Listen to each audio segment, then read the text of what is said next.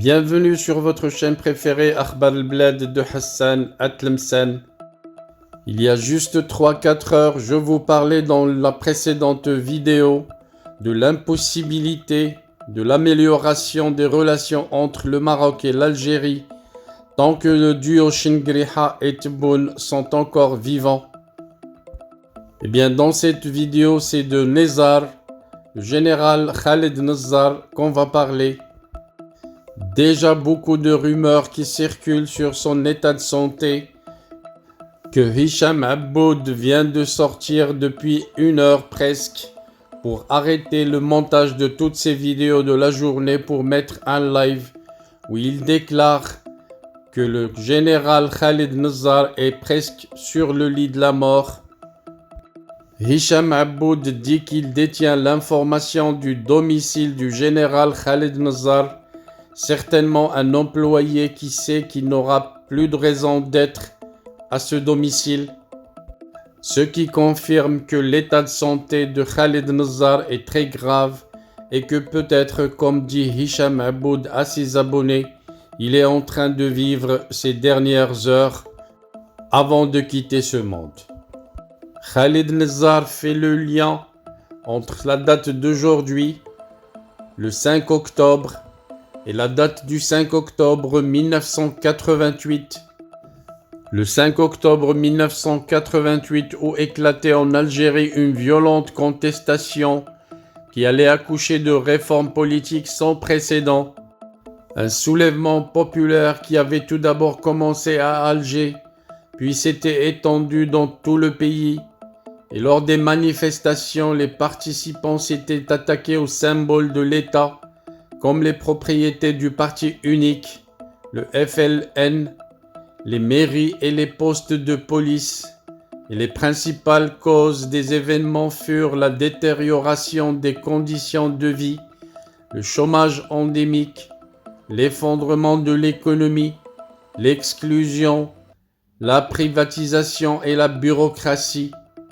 Et dès le 6 octobre, le président Chedli Benjdid avait proclamé l'état de siège et confia la responsabilité à un criminel. Ce fut le général Khaled Nezzar qui aurait donné le feu vert aux forces armées de tirer sur les manifestants à Alger. Plus de 500 personnes, manifestants civils, avaient trouvé la mort. 15 000 autres ont été arrêtés. Pour justifier le nombre important de manifestants tués le 5 octobre 1988, Khaled Nezzar avait dit avec sang-froid que ces hommes n'étaient pas formés pour ce genre de mission et qu'il y avait un manque de moyens.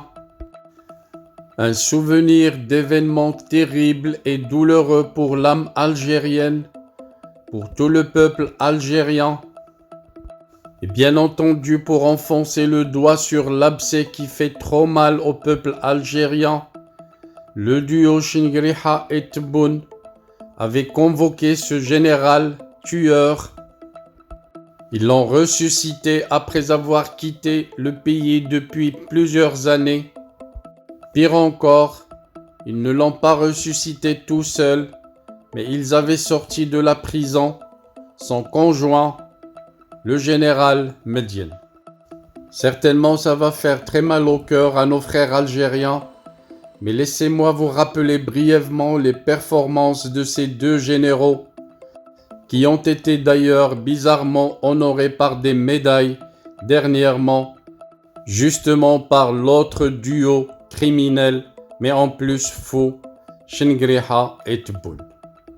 Cette deuxième histoire commence vers les élections législatives algériennes du 26 décembre 1991, qui avaient accordé un score favorable au premier tour au Front islamique du salut, le fils.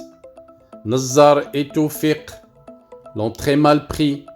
Ils ont alors fomenté un putsch le 11 janvier 1992. Il s'agissait pour eux d'interrompre d'urgence le processus électoral et d'annuler les élections. Rien que ça, aucune analyse préalable de leur décision, aucune évaluation des conséquences. aucune mise en perspective, que de l'impulsivité, l'emballement et la véhémence qui sont le label de la junte algérienne dictateur. L'Algérie allait le payer très cher. Les dirigeants islamistes furent arrêtés.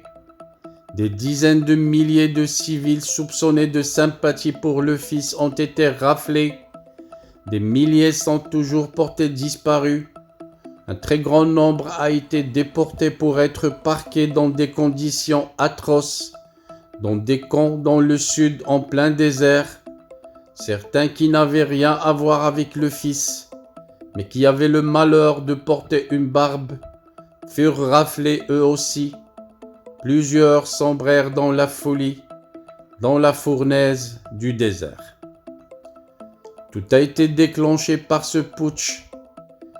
Tout ne fut que la conséquence des décisions intempestives et insensées de l'appareil militaire du général Nazzar, le président Chadli Benjedid qui voulait gérer dans la légalité et par la régulation la victoire électorale du fils, a été poussé à la démission. Il voulait une régulation où la violence, la mort et le sang ne seraient pas convoqués. Mais le criminel de général Khaled Nazzar et son binôme dans la criminalité, le général Tawfiq, ont dit niet et seul leur point de vue allait primer. Certes, les islamistes ont porté des armes, mais les généraux éradicateurs ont fait pire. Tout a été mélangé et embrouillé d'une manière calculée, conformément au modus operandi habituel du DRS, y compris de fausses déclarations fabriquées et attribuées indûment à des dirigeants islamistes, de faux groupes militaires et des milices islamistes simulacres du GIA, le groupe islamique armé, de l'armée islamique du salut, et de faux barrages furent créés pour terroriser les populations et les éloigner à jamais du péril vert. Des massacres attribués au GIA feront déplacer des centaines de milliers de personnes. Un total mépris non seulement des droits humains, mais aussi de l'âme humaine. Cela a duré de 1999 à 2002. Voilà, c'est le curriculum vitae avec lequel le général Nazzar va rencontrer notre Dieu le Tout-Puissant. Je ne sais pas, est-ce que je vais prier pour lui? Et si je prie, est-ce une bonne chose pour lui? Je ne pense pas. Mais malgré ça, je vais prier pour lui, par respect à notre religion, mais aussi par respect à ses enfants qui n'ont rien à faire dans cette affaire. Voilà donc, en attendant que l'information soit infirmée ou confirmée, restez branchés sur votre chaîne préférée. Akhbar al-Bled de Hassan Atlemsan vous tiendra informé dès qu'il y aura du nouveau dans le dossier. Merci pour votre attention et au prochain rendez-vous, Inch'Allah.